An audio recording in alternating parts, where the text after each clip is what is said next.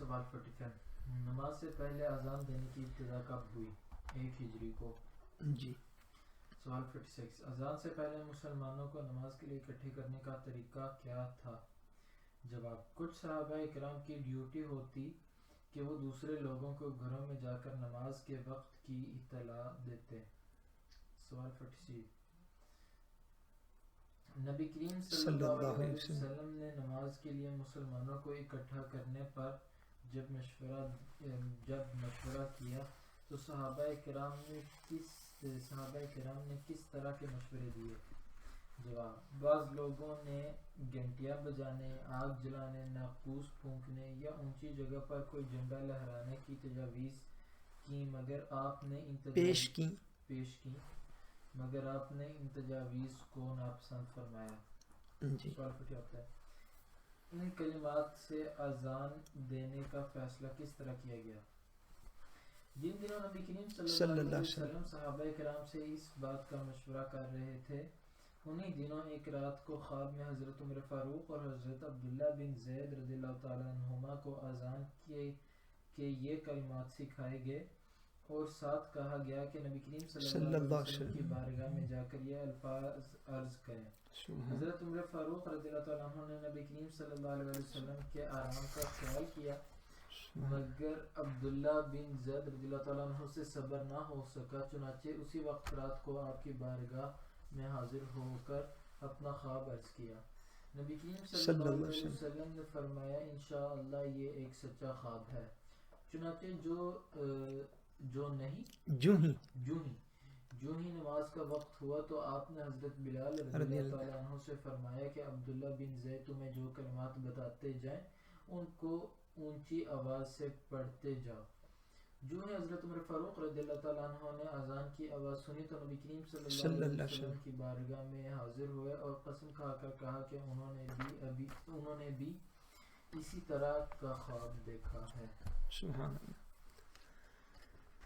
نماز پڑھی جا رہی تھی، میں نے عرض کیا تھا اس وقت سے کہ جب آقا دو عالم صلی اللہ علیہ وسلم نے اعلان نبوت فرمایا تھا. پھر شب معراج ہجرت سے کم و بیش 3 سال پہلے حضور علیہ السلام کو معراج ہوا اور شب معراج 5 نمازیں جو ہیں وہ فرض کر دی گئیں. نمازیں پھر بھی پڑھی جا رہی تھیں مگر ابھی تک اذان کا حکم نہیں اترا تھا. حضور نبی کریم صلی اللہ علیہ وسلم نے اذان کے شروع کرنے کے لیے صحابہ کرام رضوان اللہ تعالیٰ علیہم اجمعین کی ایک میٹنگ بلائی، ایک میٹنگ بلائی اور اس میں ان سے پوچھا کہ لوگوں کو نماز کے لیے جمع کرنا ہے تو ہم اس کے لیے کیا طریقہ کار اختیار کریں کہ سارے لوگوں کو خبر ہو جائے کہ وہ آ کے جو ہیں وہ نماز کے لیے جمع ہو جائے کرے. اس میں ایک چیز جو ہے وہ بطور سنت جو ہے وہ ظاہر ہوتی ہے کہ جو کسی دین کی خدمت کے شعبے کا انچارج ہو اس کو چاہیے کہ بوقت ضرورت اپنے اعتماد والے لوگوں سے مشاورت کرے اور مشورہ کرے. یہ سنت کریمہ ہے. ہر معاملے میں مشورہ کرنا یہ کوئی ضروری بھی نہیں ہے، فوبت بھی نہیں ہے، لازمی بھی نہیں ہے، مگر اکثر سنت پاک یہی ہے کہ جو امور اس طرح کے ہوں کہ جس میں زیادہ تر لوگوں کی رائے کا حاصل کرنا ضروری ہو ان میں مشورہ جو ہے وہ کیا جائے. اور حضور نبی کریم صلی اللہ علیہ وسلم کا مشورہ کرنا یہ جو ہے یہ بہت معنی رکھتا ہے، کیونکہ آقا دو عالم صلی اللہ علیہ وسلم براہ راست ہدایات انسٹرکشنز آپ پاتے تھے اللہ تبارک و تعالی وحدہ لا شریک سے. آپ کسی بھی امر کا فیصلہ فرما سکتے تھے اور اللہ تبارک و تعالیٰ کی طرف سے ہدایات بھی صبح و شام آتی رہتی تھی. مگر اس کے باوجود اب جیسے جیسے آگے جائیں گے سیرت پاک کو پڑھیں گے کہ حضور علیہ السلام نے بہت دفعہ صحابہ کرام کو بلایا، ان کی آراء کو دیکھا اور ان کی آراء کو سن کر اپنا فیصلہ جو ہے وہ ارشاد فرمایا تاکہ قیامت تک حضور علیہ السلام کی امت کے وہ لوگ جو اقتدار میں پہنچیں، جو حکمران بنیں، جو دین کے خادم بنے یا جن کے اوپر حضور پاک کی امت کی کوئی بھی ایسی ذمہ داری آ جائے جو پبلک کے ساتھ متعلق ہو تو وہ ان امور میں مشورہ ضرور کریں. کیوں کہ مشورہ کرنا حضور علیہ السلام کی سنت ہے. ہاں جو ساتھ چلنے والے لوگ ہوں ان کو 100% مشورے کا خراب نہ کرنا چاہیے، اس لیے کہ بعض اوقات حالات اس طرح کے ہوتے ہیں، معاملات اس طرح کے ہوتے ہیں کہ فوری فیصلے جو ہیں وہ درکار ہوتے ہیں. اس لیے فوری فیصلہ بھی کیا جا سکتا ہے، اس صورت میں صرف فالو اپ کرنا جو ہے وہ بہتر ہوتا ہے. مگر حضور پاک علیہ السلام کی سنت یہی ہے کہ امور کے اندر جو ہے وہ ایسے امور جن میں مشورہ کرنا ضروری ہو ان میں مشورہ کیا جائے. آقا عالم صلی اللہ علیہ وسلم نے اذان کی شروع کرنے کے لیے حضور علیہ السلام نے مشورہ جو ہے وہ طلب فرمایا، اور جب طلب فرمایا تو صحابہ کرام رضوان اللہ تعالیٰ علیہم اجمعین نے مختلف مشورے جو ہیں وہ عرض کیے. بعض لوگوں نے عرض کیا حضور گھنٹیاں جو ہیں وہ بجائی جائیں، جس طرح آپ یہاں پہ سنتے ہیں مختلف علاقوں میں جہاں پہ شرکے اور گرجے قریب ہوتے ہیں تو سنڈے والے دن وہاں پہ گھنٹیاں بجتی ہیں جن کی آوازیں گھروں تک آتی. یعنی جو طریقے اس دور میں مروج تھے، جو صحابہ کرام دائماً دیکھتے تھے کہ مختلف مذاہب جو ہیں وہ کس طرح کے جو ہیں وہ اپنی عبادت کے لیے لوگوں کو جمع کرتے ہیں، تو وہ سارے طریقے انہوں نے عرض کیے. بعض نے کہا کہ حضور ہم بھی آگ جو ہے وہ جلا لیا کریں، آگ روشن کر لیا کریں تو پتہ چل جائے کہ نماز کا وقت ہو گیا. بعض نے عرض کی حضور ہم ناقوس پھونکا کریں، یعنی وہ ایسی چیز جس کے اندر پھونک ماری جاتی ہے تو اس سے آواز نکلے باجے کی طرح، تو وہ آواز نکلے تو آواز سن کر لوگ جو ہے وہ جمع ہو جائیں.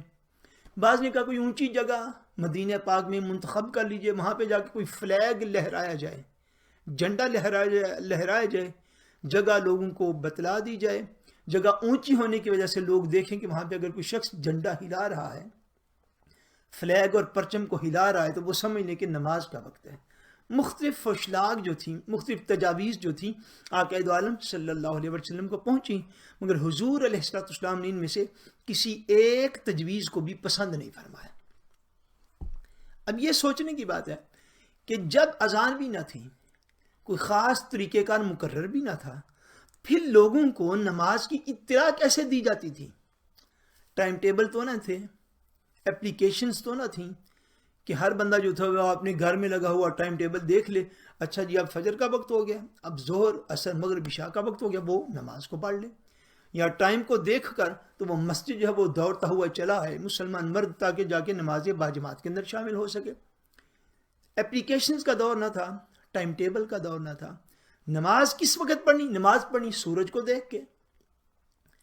اب نماز کا وقت ہوا ہے یا نہیں ہوا، احکام اتر رہے تھے، صحابہ کرام لہریں کر رہے تھے، سیکھ رہے تھے. اب لوگ اس سے پہلے کس طرح بلائے جاتے تھے جب نماز کا وقت ہوتا تھا. یہ سچویشن اگر آپ سمجھیں تو پھر آپ کو صحابہ کرام کی مزید قدر و منزلت کا اندازہ ہو، اور یہ بھی اندازہ ہو کہ کام کرنے کے کیسے کیسے طریقے جو تھے وہ صحابہ کرام نے ہر دور میں اختیار کیے. آقا عالم صلی اللہ علیہ وسلم کی زندگی مبارک جو ہے وہ انتہائی ڈسپلنڈ حیات مبارکہ ہے. حضور علیہ السلام کا ہر کام بڑے نظم کے ساتھ، ڈسپلن کے ساتھ آقا عالم صلی اللہ علیہ وسلم اس کو سر انجام دیتے تھے. یہ وہ چیز ہے جس کو میں آپ کو سیرت طیبہ میں بار بار یاد کرواتا رہتا ہوں کہ یہ چیزیں نشین کر لیجئے کہ جب تک آپ اسباب کو اختیار نہیں کریں گے تو اس عالم اسباب میں ہم دین کی خدمت کیسے کر پائیں گے؟ خالی دعا کے ذریعے، خالی ذکر کے ذریعے، خالی تسبیحات کے ذریعے یہ ممکن نہیں. اب اس سے پہلے طریقہ کار یہ تھا کہ حضور علیہ السلام نے ہر محلے کے، ہر عمرودے کے لوگوں کے اندر ڈیوٹیاں تقسیم کی ہوئی تھیں. مثلا یہ محلہ ہے استوبنر ہے، یہ ساتھ والا کون سا ہے؟ ویستلی ہے. اس کے ساتھ کون سا ہے؟ رمن ہے. اس کے ساتھ کون سا ہے؟ رمسوس ہے. اس کے ساتھ کیا ہے؟ گرورود ہے. اس کے ساتھ کیا ہے؟ امرود ہے. ہر علاقے کے جو صحابہ کرام تھے ان میں کچھ لوگوں کی ڈیوٹیاں جو تھیں وہ مقرر فرمائی ہوئی تھیں کہ نمازوں کے وقت میں تم اپنے اپنے علاقے میں، اپنے اپنے محلے میں لوگوں کو نماز کی دعوت دو گے اور اعلان کرو گے اور گلیوں میں گھوم پھر کے آوازیں دو گے کہ نماز کا وقت ہو گیا. یہ طریقہ کار تھا جس کو اختیار کیا جاتا تھا. 100 لوگوں کو علم ہوتا کہ اب ظہر کا وقت ہو گیا ہے، اب عصر کا وقت ہو گیا ہے، اب مغرب کا وقت ہو گیا ہے، تو لوگ آوازوں کو سنتے، حضور علیہ الصلوۃ والسلام کے انہوں نمائندگان کی آوازوں کو سنتے اور دوڑ کر مسجد نبوی شریف کی طرف لوگ آ جاتے. یہ طریقہ کار تھا. اس میں ہمارے لیے سنت پاک کیوں؟ ہمارے لیے سنت پاک یہ ہے کہ دین کی دعوت کی خاطر جو ہے وہ امت کو سفر کرنا چاہیے. امت کے مردوں کو دین کی دعوت کے لیے نکلنا چاہیے. جب لوگ فرائض سے بھی غافل ہو جائیں، اور سب سے بڑا فریضہ جو ہے وہ پنجگانہ نماز ہے، جب لوگ پنجگانہ نماز سے بھی ادا، آپ دیکھیے ہر گھر میں ٹائم ٹیبل تو ہے، ہر بندہ اپلیکیشن ڈاؤن لوڈ تو کر سکتا ہے، ہر بندے کے پاس گھڑی واچ کھڑوکے تو موجود ہے، پھر لوگ نماز کیوں نہیں پڑھتے؟ پھر اللہ تبارک و تعالیٰ کے گھر معاذ اللہ ویران کیوں ہوگی اس دور کے اندر؟ تھوڑے تھوڑے لوگ جمعات پہ آتے ہیں، تھوڑے تھوڑے لوگ محافل میں آتے ہیں، مگر جو فرض نماز ہے اس وقت اللہ تبارک و تعالیٰ کے گھر خالی کیوں ہیں؟ اگر آپ یہ سمجھتے ہیں کہ خالی ایپلیکیشن ڈاؤن لوڈ کرنے سے یا ایک مسجد اشتہار ٹائم ٹیبل کا بنا دے تو وہ گھر میں لٹکا لینے سے یا گھڑی اپنے ہاتھوں کے اوپر باندھ لینے سے یا موبائل پہ ٹائم دیکھ لینے سے بندہ نمازی ہو جاتا ہے، تو آبزرویشن کیا بتاتی ہے کہ یہ ساری باتیں غلط ہیں. بندہ نمازی تب بنتا ہے کہ جب اس کے دل میں اللہ کی معرفت ہوتی ہے اور اس کے احکام کو فالو کرنے کی معرفت ہوتی ہے اس کے پاس. اب جب معاشرے کے مسلم معاشرے کی بات کر رہا ہوں، جب مسلم معاشرے کے اکثر لوگوں کے پاس وہ معرفت نہ رہے تو وہ لوگ جن کو اللہ نے یہ پہچان اور علم عطا فرما رکھا ہے، ان کے لیے لازمی ہے کہ وہ اللہ تبارک و تعالیٰ کی مخلوق کو اور مسلمانوں کے اندر نماز کا، روزے کا، زکوٰۃ کا، حج کا، والدین کی خدمت کا، جہاد کا، یہ سارے شعور لوگوں میں پیدا کریں. اب جب تک ہم یہ کام نہیں کریں گے، جب تک ہم دین کی خاطر محنت نہیں کریں گے اس طرح جیسے صحابہ کرام رضوان اللہ تعالیٰ علیہم اجمعین نے کی، تو یاد رکھیے دین خالی باتوں سے اگلی نسلوں کو ڈیلیور نہیں کیا جا سکتا. خالی جذبات سے آپ ڈیلیور نہیں کر سکتے جب تک اس کی اوپر محنت کرنے کے لیے ہم اپنا وقت نہیں دیں گے. حضور علیہ الصلوۃ والسلام نے مشورہ کیا، صحابہ نے مشورے دیے، آقا دو عالم کو کسی کا مشورہ پسند نہیں آیا. ایک رات ایسا ہوا کہ انہی دنوں میں جب حضور علیہ الصلوۃ والسلام یہ مشاورت فرما رہے تھے، دو صحابہ کرام امیر المومنین امام المتقین مراد رسول حضرت سیدنا عمر فاروق رضی اللہ تعالیٰ عنہ اور ایک اور صحابی حضرت سیدنا عبداللہ بن زید رضی اللہ تعالیٰ عنہ، ان دونوں کو خواب آیا. اور قربان جائیے اللہ تبارک و تعالیٰ کے نظام قدرت، خواب بھی ایک ہی رات میں آیا اور اس خواب میں ان کو یہ کلمات ارشاد فرمائے گئے، یہ کلمات سنائے گئے، اللہ اکبر سے لے کر اذان کے اختتام تک یہ کلمات سکھائے گئے. اور ساتھ خواب میں یہ بھی ارشاد فرمایا گیا کہ یہ کلمات تم جا کے حضور کی بارگاہ میں پیش کرو اور حضور علیہ الصلوۃ والسلام سے یہ عرض کرو کہ یا رسول اللہ یہ اذان کے کلمات ہیں جو میں خواب میں کسی فرشتے نے سنائے. تو اس طریقے سے آپ لوگوں کو بلایا کیجیے. اب یہ دو شخصیات تھیں، حضرت سیدنا عمر فاروق اور حضرت سیدنا عبداللہ بن زید رضی اللہ تعالیٰ عنہما. ان دونوں کو خواب آیا. آگے اپنا اپنا ایک دیکھیے وہ ذوق ایک ہوتا ہے، ذوق. دونوں کو خواب آیا، دونوں شخصیات رات کو خواب کے بعد اٹھ کھڑی ہوئی. اب حضرت عمر فاروق رضی اللہ تعالیٰ عنہ کو بھی یہی خواب آیا تھا، مگر وہ محبت کے اس معیار پر تھے، اس درجے پر تھے کہ محبت میں ادب اور احترام زیادہ شامل تھا. محبت بھی تھی مگر محبت میں حضور علیہ الصلوۃ والسلام کے آرام مبارک کا زیادہ لحاظ تھا. دل ان کا بھی چاہا کہ میں بھی ابھی حضور کی خدمت میں جاؤں، جا کے عرض کروں یا رسول اللہ صلی اللہ علیہ وسلم حضور مجھے یہ خواب آیا ہے. حضرت عمر فاروق رضی اللہ تعالیٰ عنہ کو بھی خواب آیا، مگر وہ حضور پاک کے آرام کا خیال کرتے ہوئے رات کو اٹھ کے نہ گئے اور انتظار کیا کہ میں صبح فجر پہ حاضر خدمت ہوں گا تو جا کے خواب عرض کر دوں گا. اب یہی خواب حضرت عبداللہ بن زید رضی اللہ تعالیٰ عنہ کو بھی آیا، بس ان کو خواب میں بشارت ہوئی، تم سے صبر نہ ہو سکا. ذوق اپنا اپنا ہوتا ہے. وہ دوڑے دوڑے آدھی رات کو اٹھ کے حضور علیہ السلام کی بارگاہ میں جائیں، یا رسول اللہ صلی اللہ علیہ وسلم حضور مجھے یہ خواب آیا.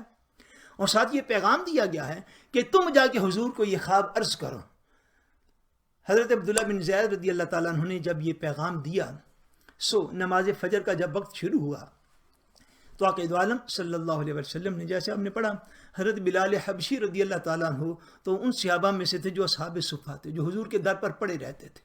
حضور علیہ السلام نے ان کو بلایا، فرمایا جو کلمات تمہیں عبداللہ بن زید کہتا ہے ان کلمات کو اونچا اونچا تم کہنا شروع کر دو۔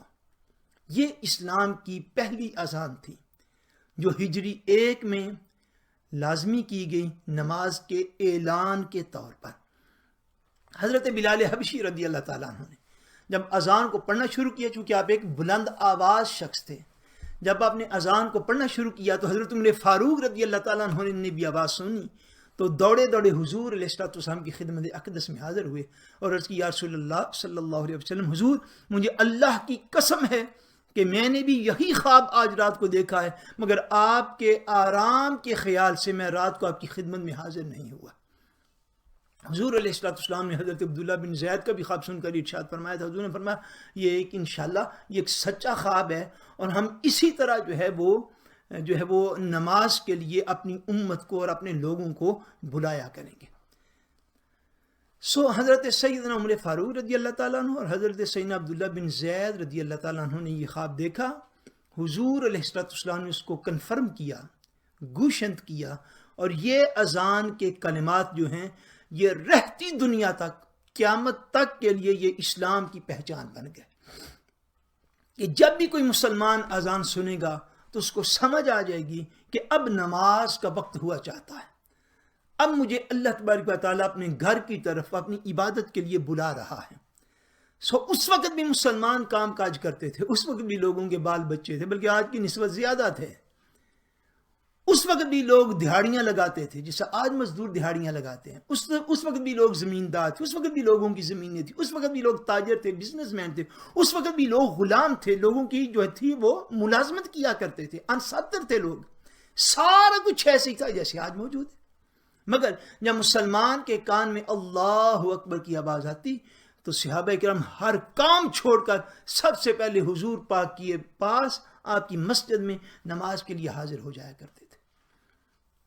یہ بات جو ہے ایک اس میں جس کو کہتے ہیں نا مسئلے کی بات اور بڑی لازمی اور ضروری بات، یہ بات سمجھ لیجیے۔ اذان کی بشارت تو ہوئی حضرت سیدنا عمر فاروق رضی اللہ تعالیٰ عنہ کو، اذان کی بشارت تو ہوئی حضرت عبداللہ بن زید رضی اللہ تعالیٰ عنہ کو۔ اگر یہ اذان کی بشارت سارے کے سارے صحابہ اکرام کو بھی ہو جاتی تو اذان اس وجہ سے اذان نہیں بنتی کہ صحابہ اکرام کو خواب میں اس کی بشارت ہو۔ یہ بات توجہ کے ساتھ سمجھ لیجیے، اذان اس کی اذان نہیں بن سکتی تھی کہ حضور علیہ السلام کی امت کے بہت سارے لوگوں نے خواب دیکھا۔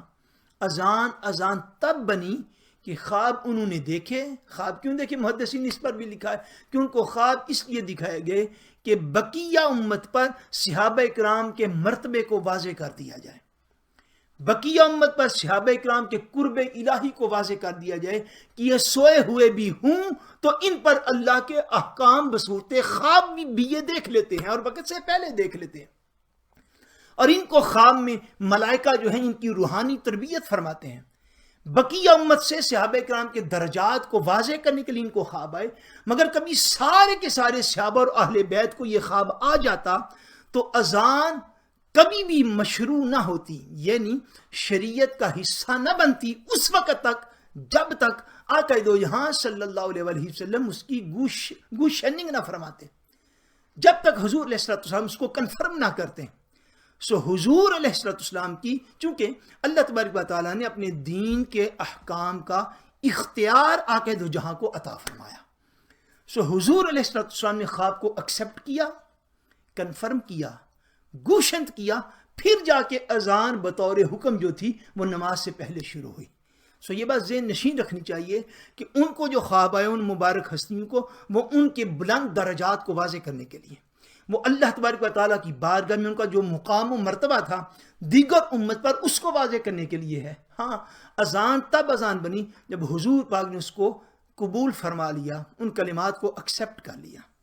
ایک بات، آخری بات اذان کے حوالے سے یہ ہے کہ یہ چیز ذہن نشین رکھیے کہ یہ جو احادیث طیبات ہیں ان میں اذان کی یہی کلمات ہیں جو اکثر امت مسلمہ اس دور سے لے کر جو حضرت بلال رضی اللہ تعالیٰ عنہ نے اذان دی، اس اذان کے کلمات جو ہے وہ کتب احادیث میں لکھے ہوئے ہیں۔ یہ وہی اذان ہے جو عالم اسلام میں ہر جگہ پر پڑھی جاتی،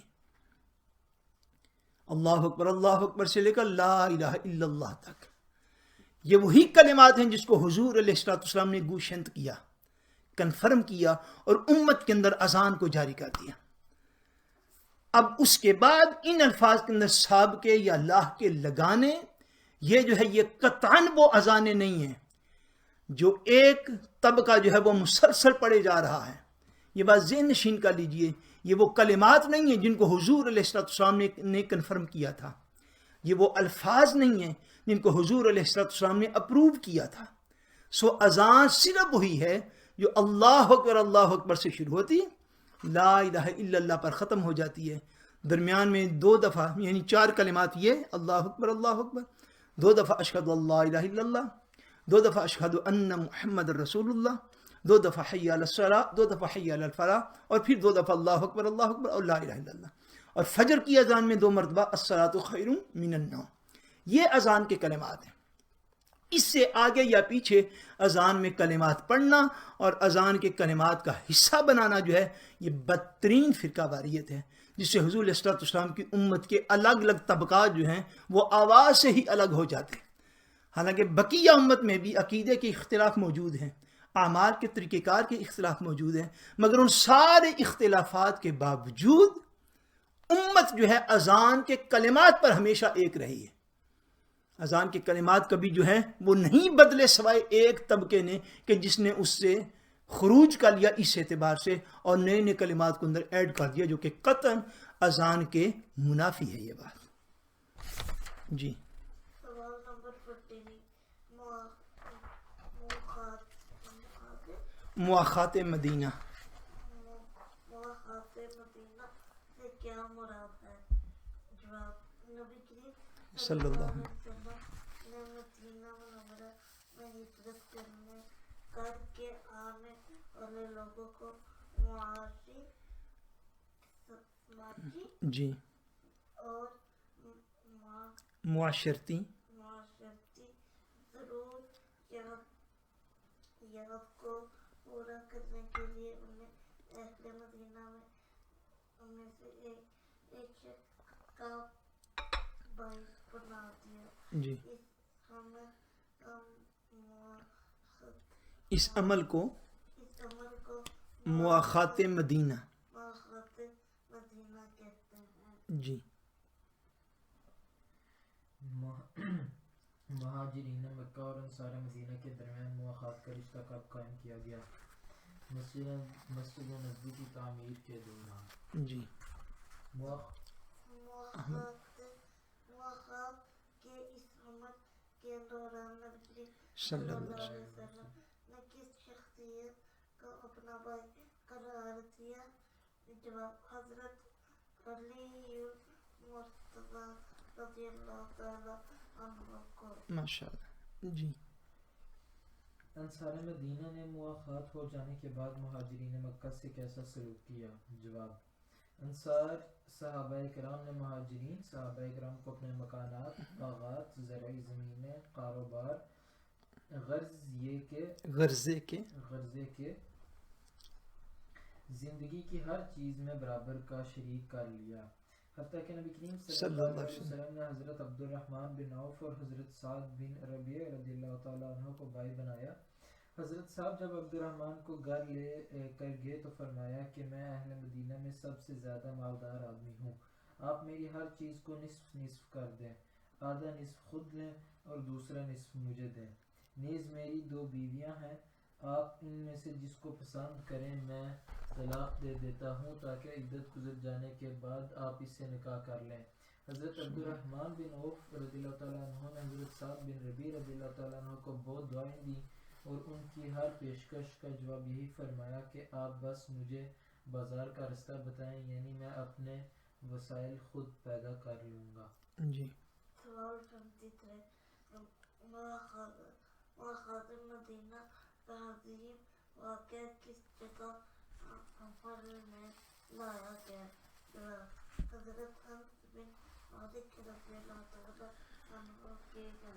ماشاءاللہ۔ مواخات مدینہ سے کیا مراد ہے؟ مواخات کا مطلب ہے بھائی چارہ، اخوت سے ہے، اور اخوت اخن سے ہے، اخن کا مطلب بھائی ہوتا ہے۔ مواخات مدینہ سے مراد یہ ہے کہ حضور نبی کریم صلی اللہ علیہ وسلم نے مدینہ منورہ میں پہنچ کر تو جو لوگ ہجرت کر کے آئے تھے، جو اپنے مال، اپنے اسباب، اپنے کاروبار، اپنی زمینیں، سارا کچھ مکہ معظمہ میں یا حبشہ میں یا یمن میں چھوڑ کے، وہ سارا کچھ چھوڑ چھاڑ کے مدینہ طیبہ آ گئے تھے. اب ان کو آباد کرنا تھا مدینہ طیبہ میں.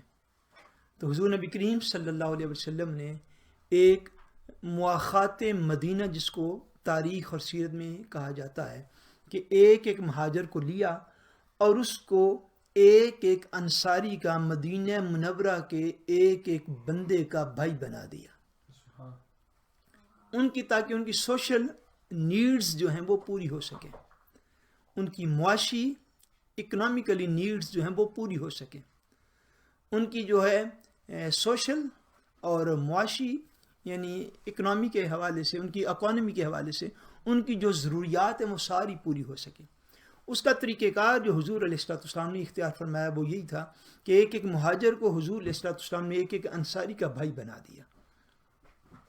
اور یہ جو حضور علیہ السلام نے بھائی چارہ کروایا، اس سے مراد یہ تھا کہ یہ ایک ایک بندہ آپ کے ذمے ہے، اس کی ساری ضروریات زندگی کو پورا کرنا یہ آپ کا انسوار ہے اور آپ کی ذمہ داری ہے.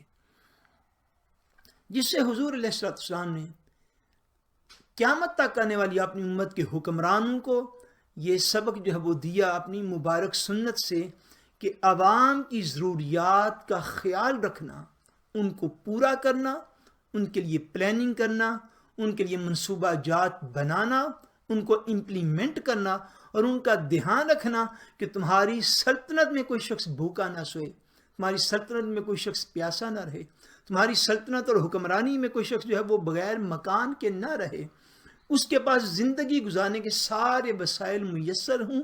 یہ ذمہ داری جو ہے یہ ذمہ داری حکمران وقت کی ہے. اب آقا عالم صلی اللہ علیہ وسلم مدینہ منورہ میں آپ اس طرف جا رہے تھے کہ جس میں سارے مدینہ منورہ نے، آپ آئندہ صفحے میں پڑھیں گے کہ حضور علیہ السلام کو اپنا حکمران مان لیا، رہنما مان لیا، قائد مان لیا، حتیٰ کہ مسلمانوں نے بھی مانا اور اس وقت مدینہ منورہ میں رہنے والے غیر مسلموں نے بھی مان لیا. اور حضور علیہ السلام نے اپنی سنت پاک سے یہ طریق سارے لوگوں کو دیا اور ہر انسوارلی بندے کو دیا، اور بالخصوص حکمرانوں کو دیا کہ اے مسلمان حکمران، یہ تمہاری ذمہ داری ہے کہ تم اپنے معاشرے کے لوگوں کی جو ہے وہ ساری ضروریات کا خیال تم رکھو گے کہ ان کی ضروریات کو کیسے پورا کرنا ہے. جیسا دور ہو، جیسے اس کے تقاضے ہوں، جیسے اس کی ڈیمانڈز ہوں، اس کے مطابق ان کی ضروریات کو پورا کرنا یہ حکمران وقت کی ذمہ داری ہے. اس مبارک موقع پر جب آقا عالم صلی اللہ علیہ وسلم حضرت انس بن مالک رضی اللہ تعالیٰ عنہ کے گھر میں حضور نے یہ گیدرنگ کی، سارے انصار کو بھی بلا لیا، سارے صحابہ کرام جو مہاجرین تھے ان کو بھی حضور نے طلب فرما لیا، اور ایک ایک مہاجر کو ایک ایک انصاری کا بھائی بنایا، ایک ایک مہاجر کو ایک ایک انصاری کا بھائی بنا دیا. اور حضرت مولا علی پاک رضی اللہ تعالیٰ عنہ یہ بھی مہاجرین میں تھے، حضور پاک نے انہیں چھوڑ دیا. جب انہیں چھوڑ دیا، صحابہ کرام کو بھائی بھائی بنا دیا، تو حضرت مولا علی پاک رضی اللہ تعالیٰ عنہ نے یا رسول اللہ صلی اللہ علیہ وسلم، حضور آپ نے مجھے کسی کا بھائی نہیں بنایا. تو قربان جائیے، آقا عالم صلی اللہ علیہ وسلم نے ارشاد فرمایا اے علی تم دنیا اور آخرت میں میرے بھائی ہو. حضور علیہ السلام نے ان کو اور کسی کے حوالے نہ فرمایا. اس مبارک موقع پر آقا عالم صلی اللہ علیہ وسلم نے جس طرح مواخات کروائی، بھائی چارہ کروایا، اب اس کے اثرات دیکھیے. صحابہ کرام یعنی مدینہ منورہ کے صحابہ کرام وہ ایسے عظمتوں کے مینار تھے، ایسے عظمتوں کے مینار تھے کہ سبحان اللہ. اپنا اندازہ فرمائیے، حضور علیہ السلام نے حضرت عبد الرحمن بن عوف رضی اللہ تعالیٰ عنہ اور حضرت سعد بن ربیع رضی اللہ تعالیٰ عنہ کو بھائی بنا دیا. حضرت سعد حضرت عبد الرحمن بن عوف کو گھر لے گئے اور فرمایا کہ اے عبد الرحمن بن عوف، میں مدینہ منورہ کا سب سے مالدار آدمی ہوں، میرے پاس بڑے وسائل ہیں، یہ میری جائیداد آپ کے سامنے ہے. آپ خود یعنی جو مہمان تھے، جو مہاجر تھے، ان کو یہ رائٹ دیا، فرمایا آپ خود میری ہر چیز کو دو حصوں میں تقسیم کر دیجئے. میرے پیسے 2 حصوں میں تقسیم کر دیجئے، میرے مکانات 2 حصوں میں تقسیم کر لیجئے، میری زمینیں جو ہیں وہ 2 حصوں میں تقسیم کر لیجئے، میرے باغات 2 حصوں میں تقسیم کر لیجئے، اور نصف جو ہے چونکہ حضور نے آپ کو میرا بھائی بنا دیا ہے تو آدھا جو ہے 50% وہ آپ لے لیں، 50% میرے لیے چھوڑ دیں.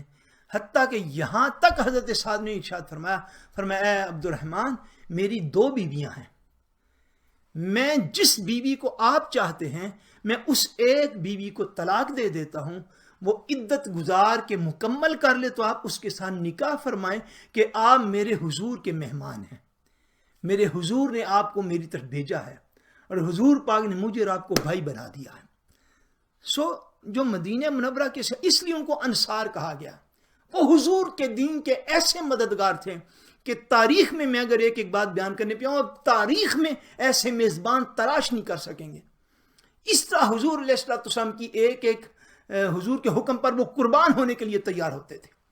یہ الفاظ میں نے بیان کر دیے، آپ لوگوں نے سن لیے، آپ ان کی گہرائیوں میں جائیے کہ ان میں سے ہر بات کتنی مشکل ہے، کہ کسی ایک شخص کو اپنا مکان دینا کتنا مشکل ہے، اس کو پورے اس کے رائٹس دینا، زمینیں ہوں آدھی زمینیں دے دینا، مال ہو آدھا مال سونے اور چاندی تب مال ہوتا تھا، یہ ڈیجٹ تھوڑے تھے، یہ بپس تو نہیں تھا نا، سونے اور چاندی مال ہوتا تھا.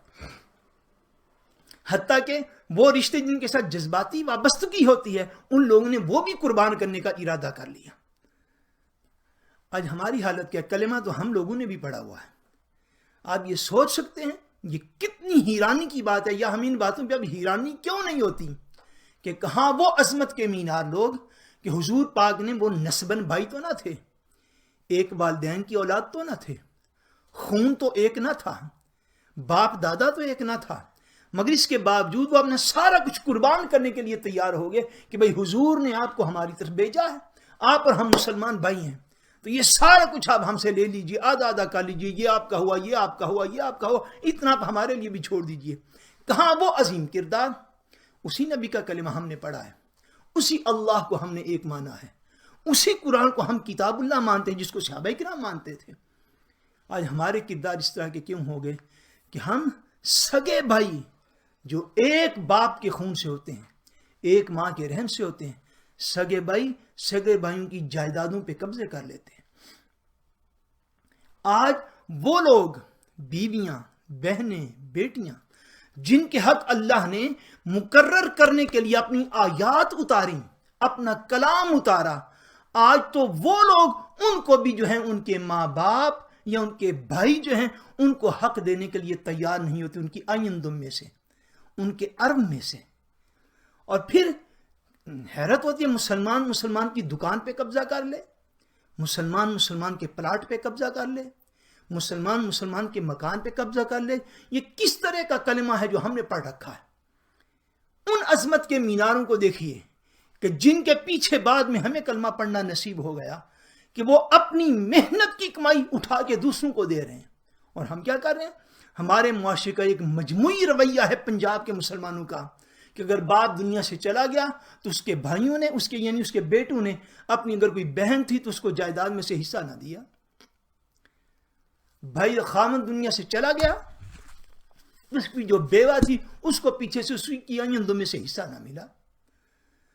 یہ ایک ظلم ہے. دوسرا ظلم یہ ہے کہ اگر کسی شخص نے محنت کے ساتھ اپنی کوئی آئندم بنا لی، کسی تکڑے ظالم اور جاگیردار نے اس کی دکان پہ کے اوپر قبضہ کر لیا، اس کی مارکیٹ کے اوپر قبضہ کر لیا. یہ جو چیزیں ہمارے اندر پیدا ہو گئی ہیں، یقین نہیں آتا اس بات پہ کہ کلمہ پڑھنے والے وہ لوگ تھے جنہوں نے کلمے کا حق سمجھا اور اپنا ہر چیز دوسرے مسلمان کے لیے قربان کر دی. سیرت پاک کی یہ اسباق یاد رکھنے کی ضرورت ہے. اب حضرت عبد الرحمن بن عوف رضی اللہ تعالیٰ عنہ، ان کی ہر آفر پر وہ کہتے جی یہ میری زمین، آپ آدھی زمین لے لیں. وہ کہتے نہیں جی آپ مجھے بازار کا رستہ دکھا دیں. وہ کہتے ہیں آپ میرا باغ لے لیں. وہ کہتے نہیں آپ مجھے بازار کا رستہ بتا دیں. یعنی غیور لوگ اتنے تھے، غیرت مند لوگ اتنے تھے، اور اپنے جو تھے وہ جس کو کہتے ہیں سیلف کانفیڈنس، اور یوں کہہ لیجیے کہ انسان کے اندر جو ایک اپنا ایک اس کی آئیڈینٹی ہوتی ہے، اس کی ایک شناخت ہوتی ہے کہ میں اپنے زور بازو سے کروں گا جو کروں گا، اپنی محنت سے کروں گا جو کروں گا. وہ کہتے ہیں میری 2 بیویاں ہیں، آپ ایک بیوی جس کو آپ چاہیں میں طلاق دے، تو آپ کہتے نہیں مجھے بازار کا رستہ دکھا دیجیے. وہ مال پیش کرتے انہوں نے نکتے کر دیا، وہ باغات پیش کرتے انہوں نے نکتے کر دیا، وہ زمینیں پیش کرتے انہوں نے نکتے کر دیا. انہوں نے اگنور کر دیا سارا کچھ، صرف اتنا کہا کہ آپ مجھے بازار کا رستہ بتلا دیجئے میں بازار جا کے تجارت کر لوں گا، بزنس کر لوں گا، اپنا کام کروں گا، مگر آپ کے اوپر بوجھ نہیں بنوں گا۔ صحابہ کرام جو مہاجرین تھے ان میں آگے سے خودداری کا یہ عالم تھا، صحابہ میں خودداری کا یہ عالم تھا جو مہاجرین تھے۔ اور حضرت عبد الرحمن بن عوف رضی اللہ تعالیٰ عنہ کو تو اللہ تبارک و تعالیٰ نے تجارت میں اتنی برکت عطا فرما دی تھی کہ حضرت عبد الرحمن بن عوف کہتے ہیں کہ ایک وقت مجھ پر یہ آیا کہ میں مٹی کو ہاتھ لگاتا تھا تو وہ سونا بن جاتی تھی۔ یعنی ان کے بزنس میں اللہ تبارک و تعالیٰ نے ان کو اتنی ترقی عطا فرمائی تھی۔